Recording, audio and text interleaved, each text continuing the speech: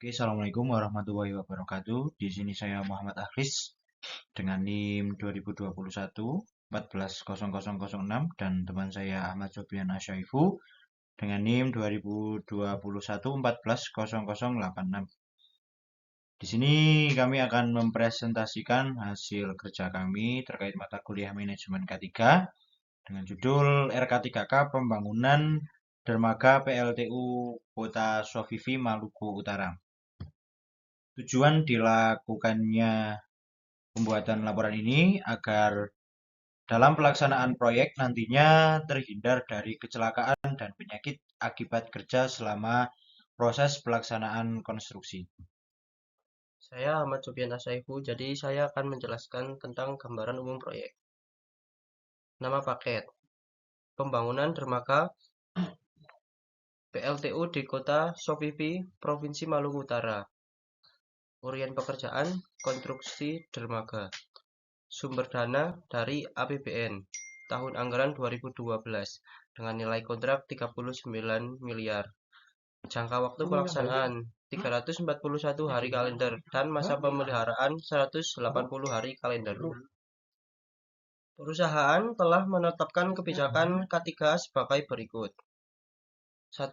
Menekan kecelakaan kerja. 2. Meningkatkan kesehatan karyawan dengan menghilangkan penyakit akibat kerja. 3. Mematuhi persyaratan undang-undang dan persyaratan lain yang berlaku. 4. Melakukan perbaikan berkelanjutan terhadap sistem manajemen keselamatan dan kesehatan kerja. Kebijakan K3 ini terbuka untuk umum dan dikomunikasikan kepada karyawan dan pihak luar yang terkait.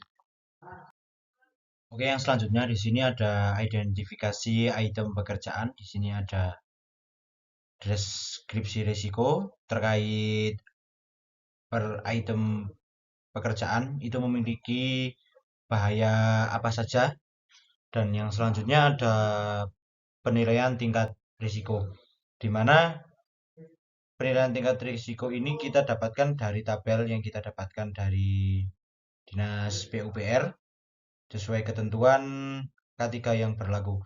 Jadi di sini ada nilai kemungkinan atau bisa kita sebut nilai F, nilai keparahan atau nilai A.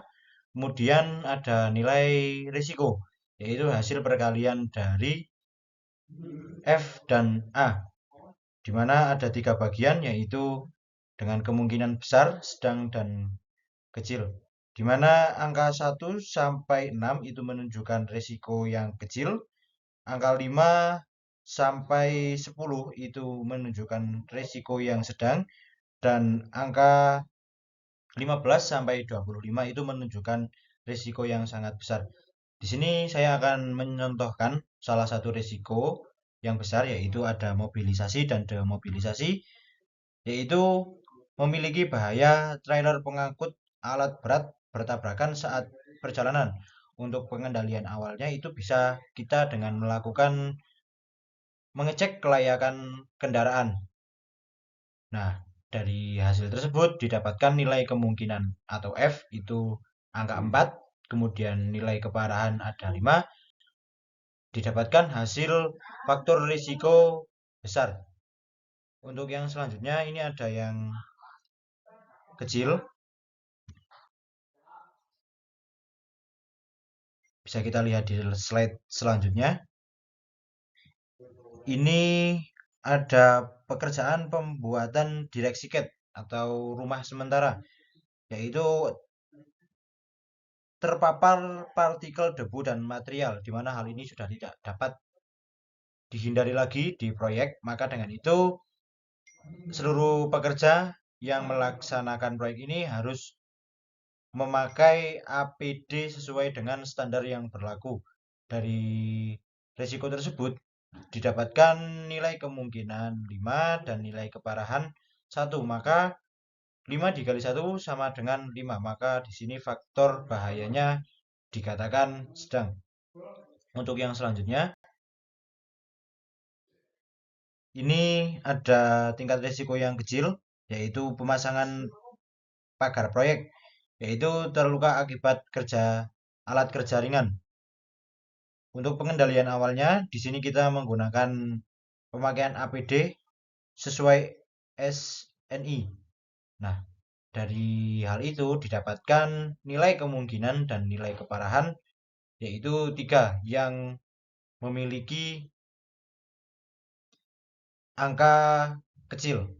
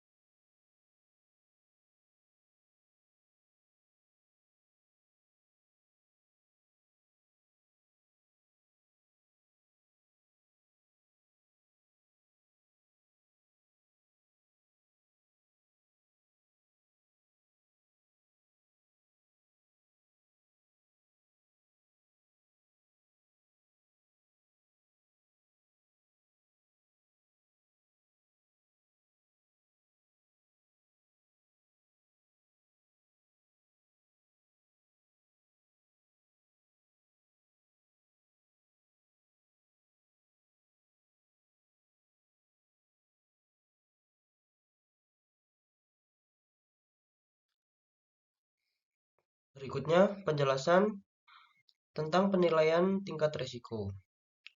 Bisa dilihat pada tabel nilai kekerapan dan nilai keparahan. Pada gambar di bawah nilai risiko F kali A. Keterangan gambar warna hijau nilai 1-4 memiliki tingkat risiko kecil. Warna kuning memiliki tingkat risiko 5-12 dengan tingkat risiko sedang. Dan warna merah memiliki tingkat risiko besar.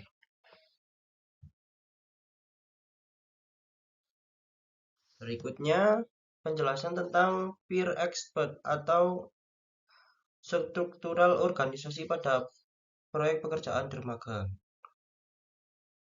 Bisa dilihat pada gambar ada ocean grabber. Ocean grabber adalah seorang tenaga ahli kelautan yang berperan dalam mengelola kawasan konservasi perairan. Bawahnya structural engineer adalah anggota dalam bidang teknik sipil yang fokus pada desain dan keamanan struktur. Quality engineer adalah seorang tenaga ahli yang berperan memantau dan menguji kualitas spesifikasi pekerjaan.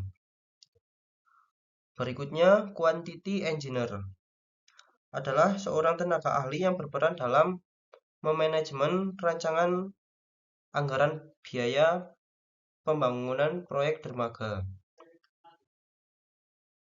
5. Surveyor adalah tenaga ahli pada bidang pengukuran dan pengelolaan data untuk mendapatkan suatu data pada proyek. Berikutnya, tenaga lab adalah ahli tenaga pada bidang laboratorium. Berikutnya, subkontraktor. Subkontraktor adalah pemborong pada proyek konstruksi. Dan berikutnya adalah mandor. Mandor adalah seorang yang memimpin para pekerja pada pembangunan.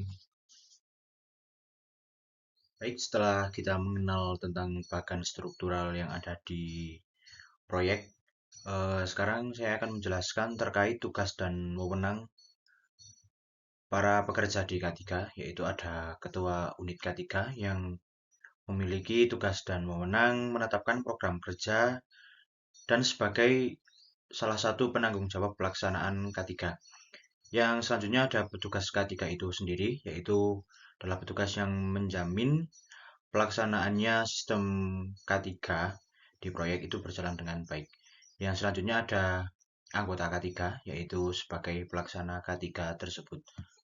Yang selanjutnya adalah pokok-pokok perhatian dalam K3, yaitu ada pencegahan dan penanggulangan alat kerja akibat penggunaan seperti alat atau mesin, tahapan atau metode pelaksanaan, dan faktor manusia atau human error.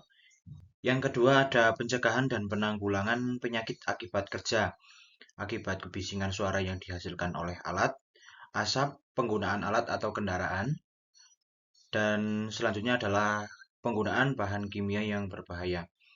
Untuk yang poin C, di sini ada penanganan terhadap kondisi darurat dan P3K. Untuk yang selanjutnya ada poin D, yaitu pemenuhan terhadap undang-undang dan peraturan K3 yang relevan. Jadi itu adalah beberapa pokok-pokok perhatian dalam bidang K3. Untuk yang selanjutnya di sini ada beberapa pencegahan dan penanggulangan kecelakaan kerja dan penyakit akibat kerja. Untuk yang poin A di sini ada perencanaan SIT, yaitu dengan menggunakan pengaturan jalan mobilitas, material, tenaga, dan peralatan. Selanjutnya ada lokasi penyimpanan bahan atau material. Selanjutnya ada lokasi peralatan sebelum mulai kerja, lokasi fabrikasi, direksi CAD, dan para kerja.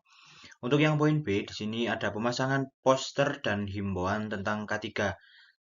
Untuk isinya itu berisi tentang rambu-rambu peringatan, tentang adanya proyek. Selanjutnya ada rambu-rambu lalu lintas, dan slogan-slogan tentang K3. Misalnya dengan setiap apel kita mengucapkan berangkat dengan semangat, pulang dengan selamat. Untuk yang selanjutnya adalah penggunaan alat pelindung diri yang memadai seperti safety helm, sarung tangan, safety shoes, safety belt atau body harness, masker hidung, earplug, safety Google, sunglass, dan lain-lain sebagainya. Untuk poin D, di sini ada pemberian rambu-rambu, petunjuk, dan larangan. Yang poin E ada pemasangan pagar pengaman atau rubbercon. Yang F adalah menjaga kondisi jalan kerja agar tetap layak pakai. Untuk poin G, penetapan khusus untuk material bahan yang sensitif berbahaya seperti bahan radioaktif atau yang lain sebagainya. Yang selanjutnya ada penggunaan peralatan sesuai fungsi dan manualnya. Untuk yang poin I, ini memberikan perhatian terhadap alat yang menimbulkan suara bising, asap, dan residu lainnya untuk meminimal dampaknya. Di lain sisi, kita selaku ahli dalam K3 itu harus bisa menerapkan kebersihan dalam proyek agar kita dapat meminimalisir kejadian-kejadian yang tidak dapat diinginkan dalam sebuah pelaksanaan. Untuk metodenya itu bisa kita gunakan dengan menerapkan 5R. Dengan R yang pertama itu ada ringkas yang memiliki artian tidak ada barang yang tidak diperlukan di tempat kerja. Yang selanjutnya R yang kedua ada rapi, yaitu semua barang itu harus mempunyai tempat yang pasti. Yang selanjutnya adalah resik, yang memiliki arti tidak terdapat kotoran apa saja yang ada di tempat kerja. Yang selanjutnya R yang keempat ada rawat, di mana kondisi yang sudah baik tetap dijaga dari waktu ke waktu. Yang selanjutnya adalah rajin, di mana di sini semua orang itu harus berperilaku sesuai norma kerja positif yang dikembangkan di tempat kerja. Untuk program-programnya sendiri yaitu adalah dengan membersihkan tempat kerja setelah selesai melaksanakan pekerjaan, menjaga kebersihan jalan, papan kerja, tangga dari peralatan atau material yang tidak berguna atau material yang sudah digunakan. Yang selanjutnya adalah membersihkan segera tumpahan oli, minyak, dan lain-lain yang dapat menimbulkan bahaya. Untuk yang selanjutnya adalah di sini harus membiasakan untuk membuang sampah pada tempatnya. Yang selanjutnya di sini ada membuang air besar atau air kecil di kamar mandi.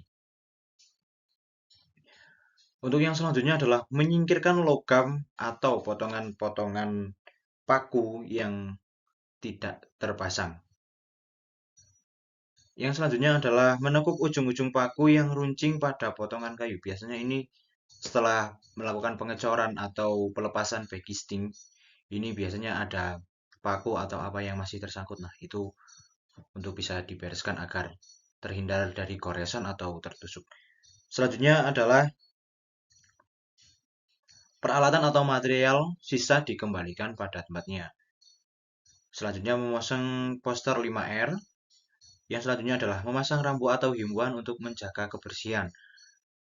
Dan yang selanjutnya adalah memberikan briefing kepada pekerja terkait penerapan 5R ini.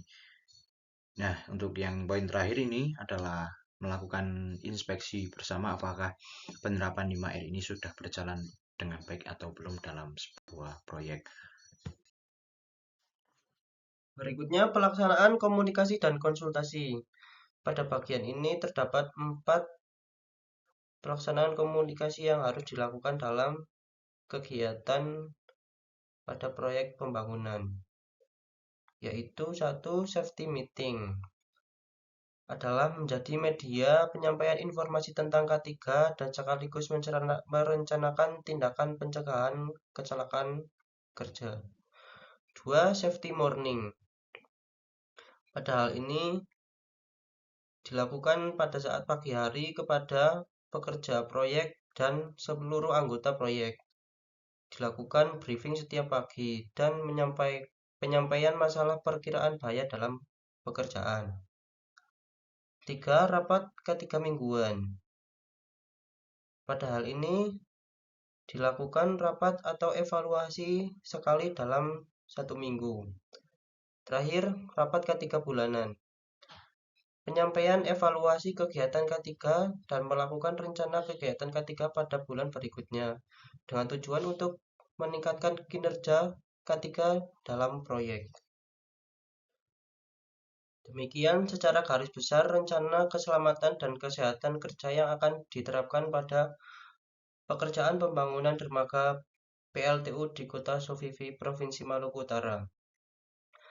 Pada saat akan melakukan pekerjaan, nantinya akan dilakukan pembahasan kembali tentang rencana K3 kontrak atau RK3K secara lebih mendalam dengan mempertimbangkan kondisi aktual proyek dan arahan-arahan dari pemilik proyek dan pihak-pihak terkait.